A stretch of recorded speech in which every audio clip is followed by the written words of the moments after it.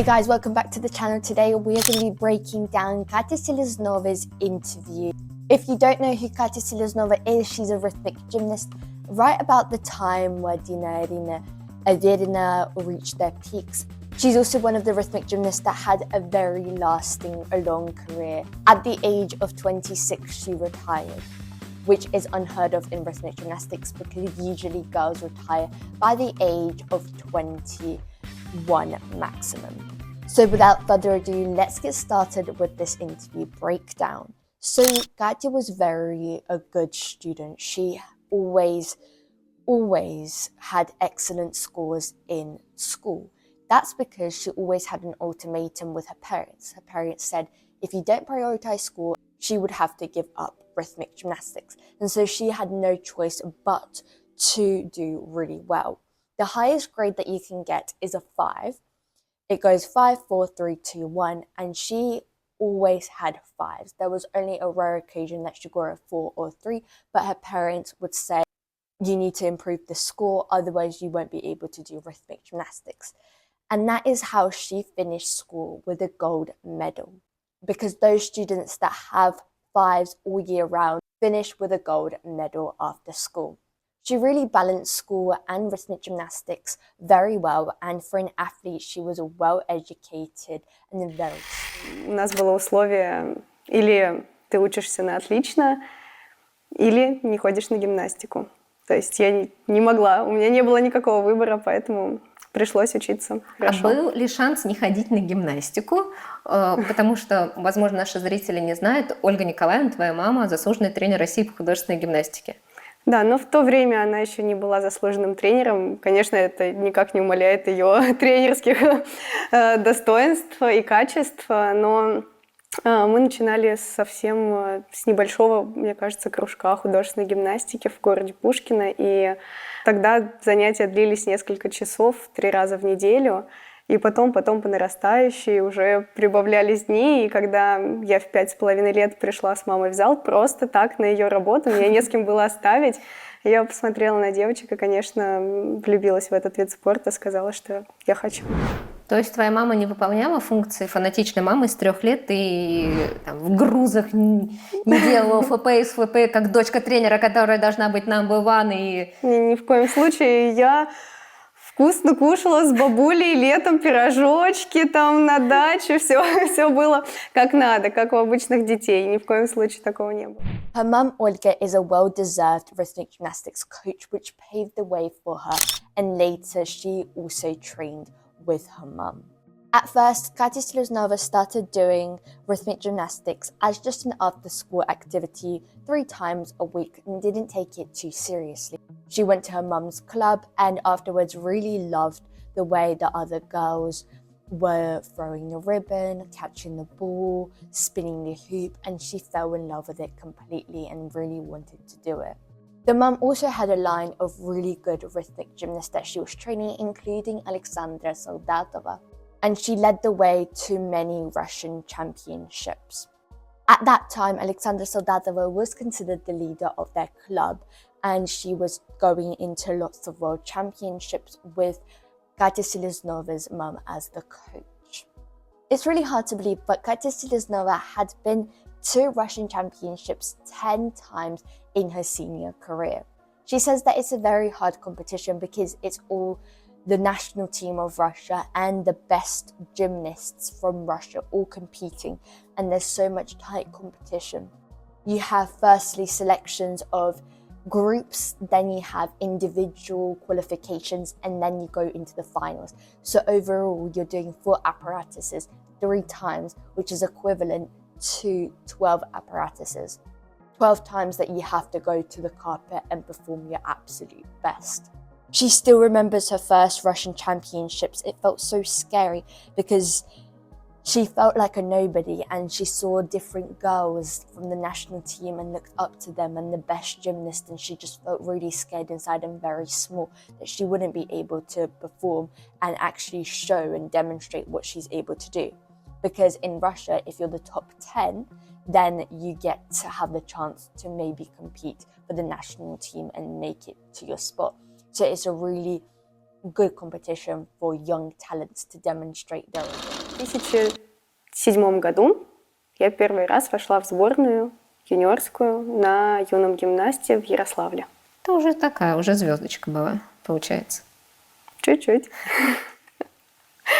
Но первенства России все равно ограничиваются по возрасту, а то чемпионаты можно участвовать, пока ты тренируешься. Да. Какой самый яркий все-таки чемпионат России среди 10? Ну, во-первых, все чемпионаты России в Пензе, это были, мне кажется, все яркими по-разному, потому что... Почему в Пензе? Потому что они всегда проводились в Пензе. Всю жизнь они проводились в Буртасах в Пензе. Всегда я даже это, кстати, не знала, эту информацию, что всегда У нас каждый год чемпионат России и Кубок России — это Пенза, и мы туда То все есть ты 10 раз выступала в Пензе? Не 10. Были еще один раз Сочи и Москва. Возможно. В Москве проводился во дворце гимнастики Ренсанны. Но в основном это вот с детства это всегда была Пенза.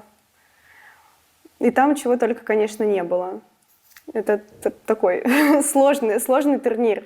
Мне кажется, один из самых сложных, потому что ты должен сначала пройти командную квалификацию, все 4 вида. С этой командной ты отбираешься в финалы отдельных видов. И отсюда же ты отбираешься в финалы многоборья, где ты должен завоевать свое место, чтобы войти в сборную. Получается, у тебя сколько? 12? 4-4-4, да, 12. 12 выходов, да, и каждый ты должен выложиться на максимум, поэтому очень тяжело всегда было. Но самый запоминающийся, наверное, Сочи. Мне кажется, он мне больше всего удался. But later on, she did make it up to be one of them, the it girl of rhythmic gymnastics. When you make it to the national team, you always warm up with headphones, stretching. You don't count it as a big deal, which Katya believes that she never felt that when she actually did become the it girl, because you're always so inside of yourself. You're always warming up with just headphones. You're listening to music. You don't really look at your surroundings. And of course, we cannot talk about how Katya's makeup is incredible. She loves to express herself. Her makeup is one that's very much opening to the eye because it's very bold. So as I mentioned, to go to the Novogorsk training and to become part of the national team, you have to be top 10 from the national competitions of Russia. And even that doesn't actually determine your sport if you will get a permanent spot for Novogorsk. When she did come into Novogorsk, she got invited, but as in form of a group. And she really didn't want to compete in a group. She always imagined herself to be in an individual program. She could never be part of a group. And so she was very shocked, but she couldn't decline the offer because it was such an honor to be invited to the national team where they all train, which is Novogorsk, because that means you've kind of made it in rhythmic gymnastics.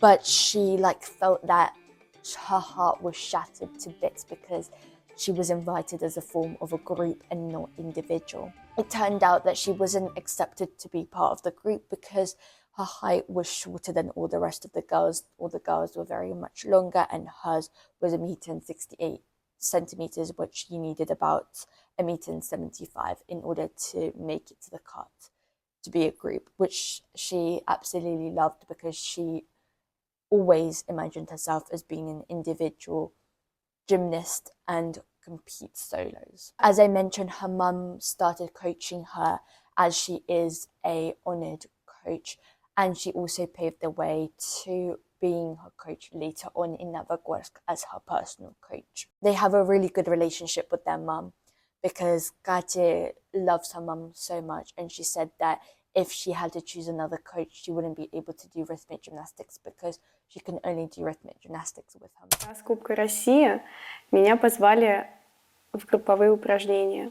Вот. Перед Олимпийскими играми в Лондоне, перед 2012 годом. Вот это как раз-таки был 2011 год, 3-е место Кубка России.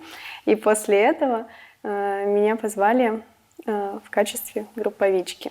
А у меня тогда был просто шок. Я никогда себя не видела групповичкой. Это не сильно похоже на групповичку. Мне казалось, что это... И до сих пор я так считаю, что это вот должно быть какое-то другое видение мира, другое вообще состояние души. И не все могут ими стать. Не все могут пойти в групповое. Мне кажется, я просто была рождена, чтобы выступать лично. И вот это вот прям на перерез моей душе шло. И я, конечно, поехала, как от такого не отказываются. Это, это большая честь была.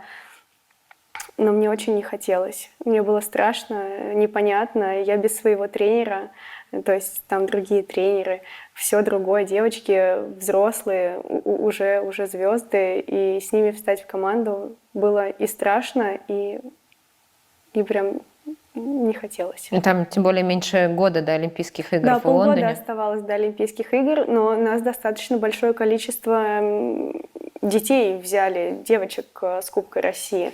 Я не знаю, с чем это было связано. Может быть, смотрели на следующую команду, если...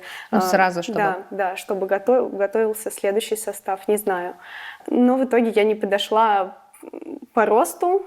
Всем все понравилось, но по росту я не подошла. Конечно, девчонки были та команда... очень рослая. Статные, просто невероятные, ножки вытянутые, худые, длинные, и у всех 1,75 м, не меньше.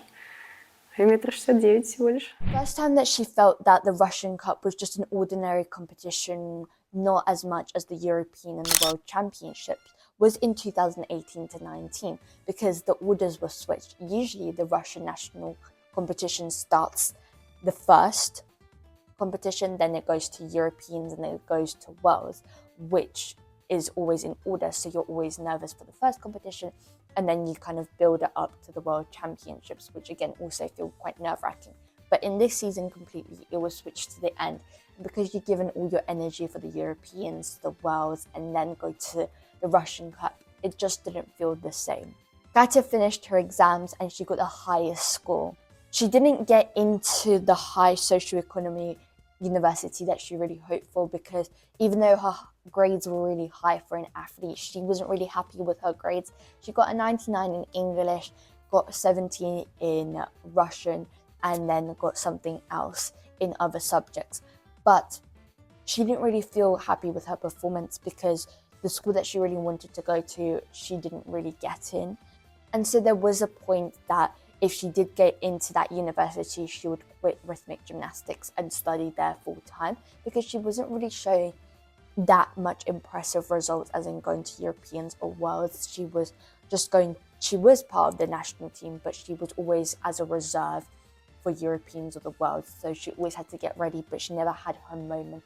And so obviously she thought maybe school was her option and then she would retire. But because she didn't get into her university, she stayed for rhythmic gymnastics, because she did have the opportunity to go to that, but she would have to pay for university. But this was a free scholarship, and because she had to pay, she declined. The interviewer asked if her mum ever was against the idea of going to rhythmic gymnastics and becoming a gymnast, which of course Katya says yes, because she's always worried about the injuries, mainly because rhythmic gymnastics, you have so much pain that you have to tolerate, you have to suffer with injuries, and of course you don't want to see your child suffer through all of that, because you just want to hug them and protect them as much. Мы пригласили, ты летала специально в Лондон от Олимпийского комитета, и как раз там проверяли гимнасток. Ты была представителем мира художественной гимнастики на физиологические особенности. Или нет? Расскажи, потому что...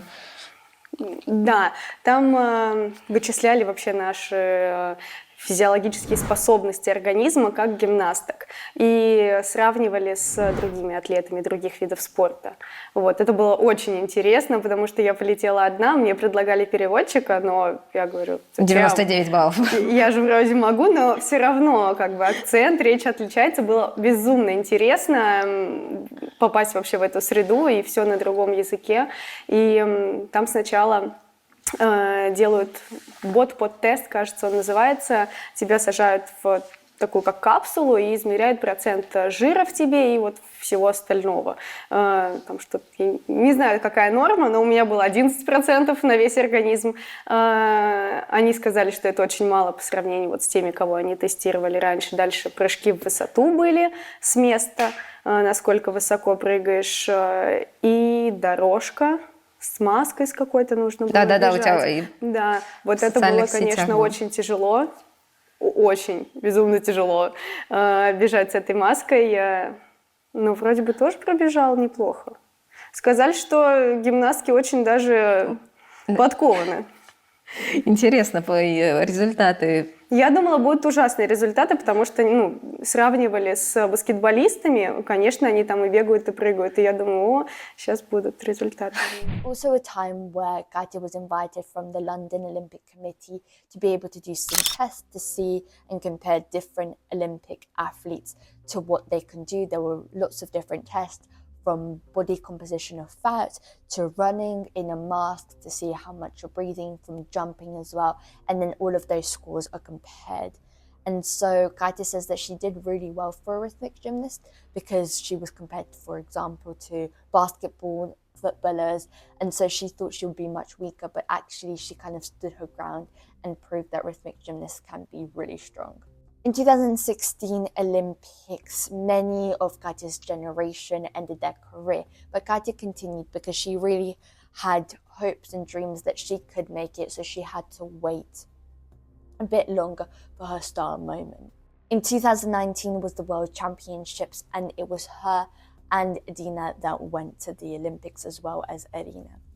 And she trained a lot. She never usually trains that much. She usually does 4 to 5 runs of each apparatus, but this time she had to do 12 apparatus runs from each apparatus. She didn't want to let down the whole country, especially she knew that Irina Vinar was very worried for her because she didn't have that much experience compared to the Verena twins, who usually always go to Europeans or World Championships.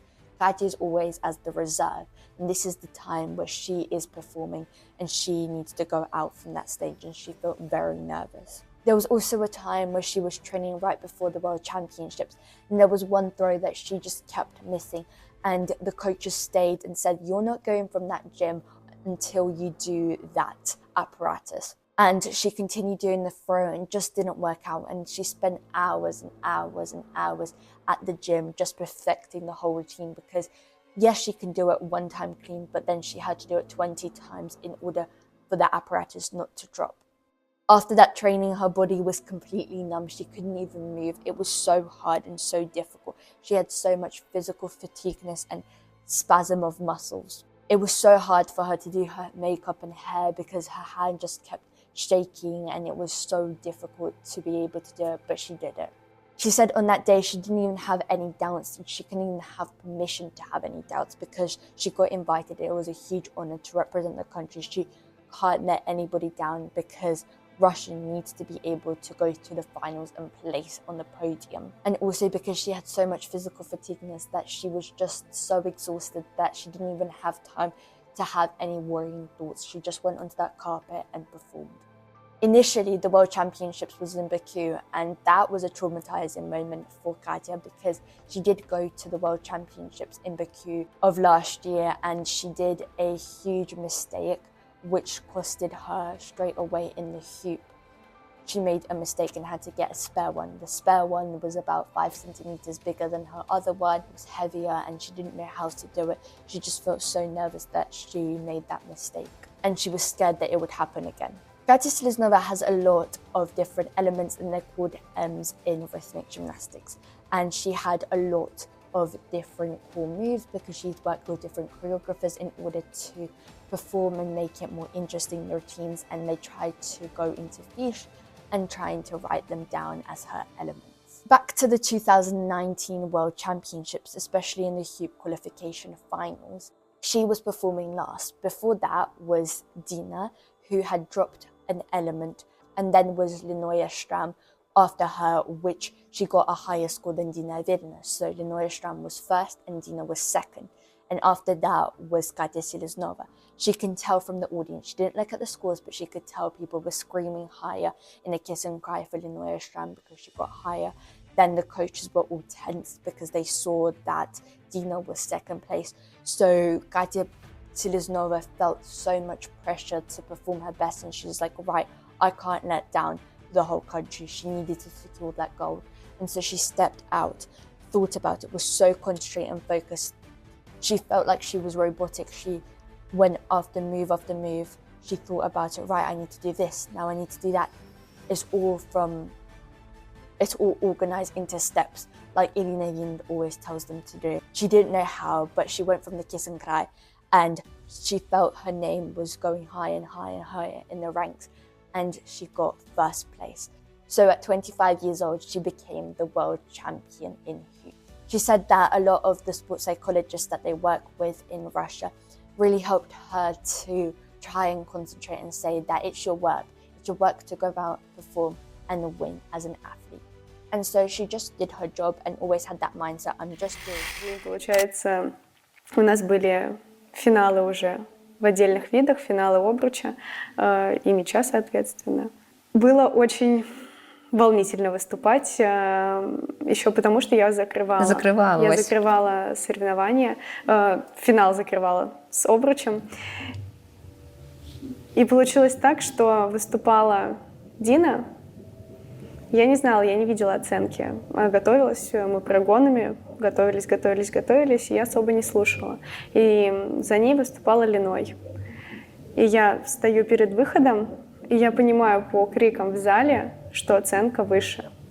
Это были неистовые такие крики, просто вот очень-очень громко аплодировал зал, и все было понятно по реакциям тренеров вокруг, все было ясно. И я стою, и которая пыталась абстрагироваться от всего, загнать себя вот этими вот прогонами и тренировкой, и я понимаю, что все зависит от меня. Думала, что просто нам не дадут медаль. Вот. Я думала, что... И знала, я увидела, что... поняла, что Дина вторая, Лена первая, и я думала, что... куда мне? Какой?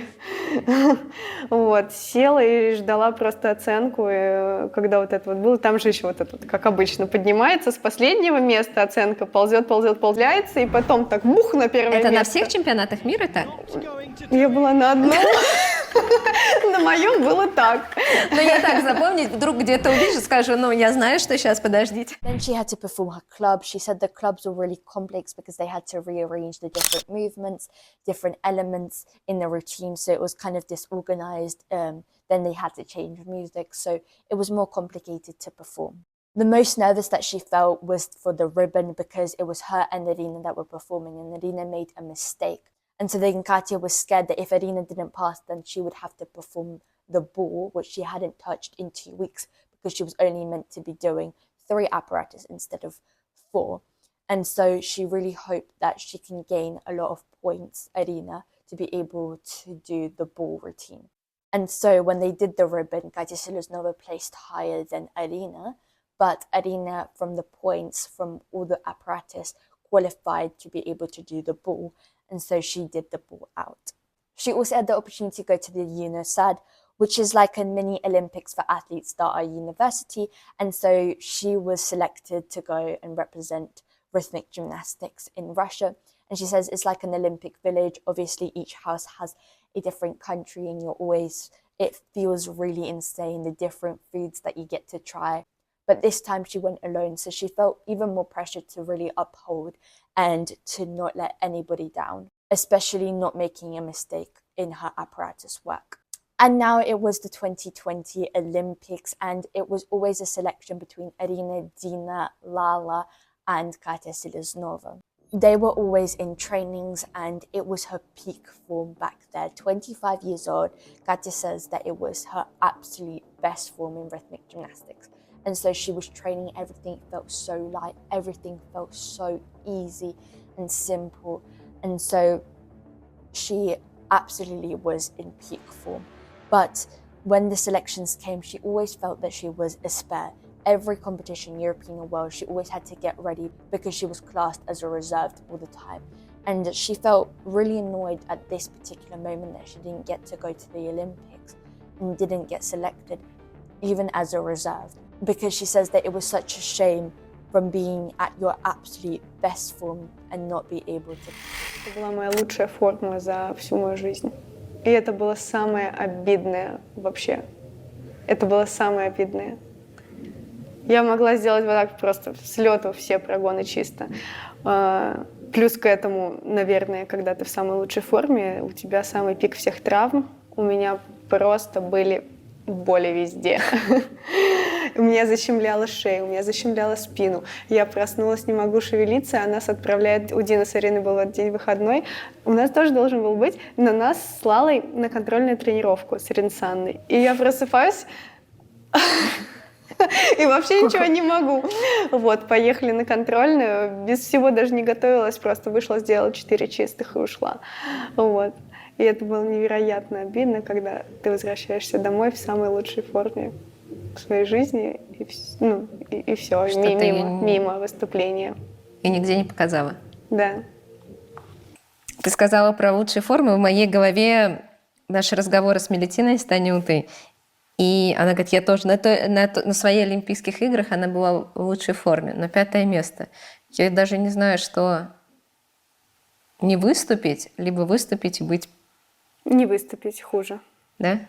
100%. И быть 5-й. А если бы выступила, была бы 5-й? Я думаю, что это огромная честь для спортсмена побывать даже там на Олимпийских играх. Конечно, там ты мечтаешь о какой-то медали, но даже присутствие на Олимпиаде... That year 2021, she really was very sad, depressed in that moment. But the second half was her announcement of a wedding in August 2021 because they still waited after the Olympics. Her and Sergei have been dating.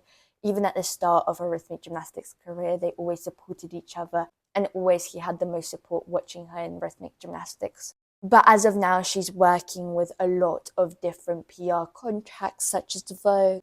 They have a YouTube channel which they post, not as much now, but they used to post very regularly when it was COVID.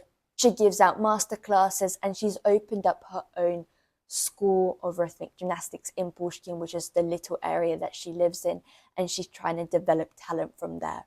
She has also finished Moscow State School, which finalized in sports psychology. And as of right now, all her attention is going to her sports school. And of course, she was an ambassador for Adidas as an athlete, and now her contract is finished due to the different sanctions and how American companies are not allowed to be in Russia. But we really hope that she becomes one of the best coaches as well as her mum, following in her footsteps, and raises really good talent in Pushkin. I really hope you guys enjoyed this interview breakdown. If you did, please give it a like, subscribe, comment down below, and I will see you in my next video. Mwah.